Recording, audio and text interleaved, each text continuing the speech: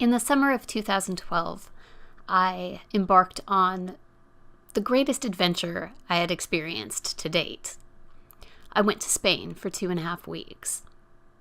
On the evening before I was scheduled to come home to the States, I walked down to the coast and I took a photograph of the setting sun over the Mediterranean Sea. While I had taken probably thousands of photographs while I was there, this one was special. This one I took specifically so that I could remember that exact moment. How it felt to stand on that shore, the warmness of the air as I watched the sunset, the smell of the sea, and the colors, but mostly that feeling.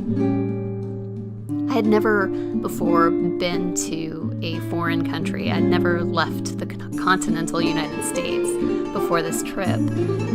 And it was really an amazing and changing experience.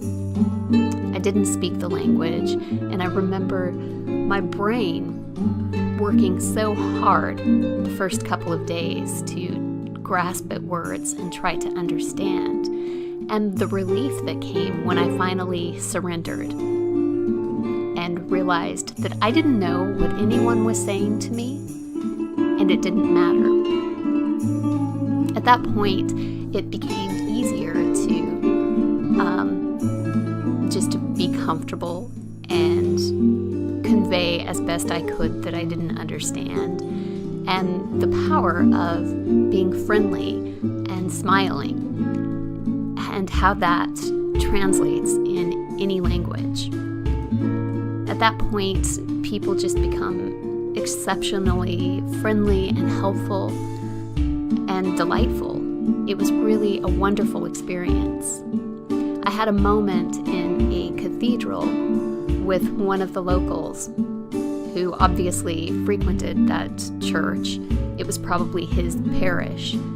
I would visit all of the cathedrals that I could just because they were so amazing compared to the things that I had seen in my life. And he approached me.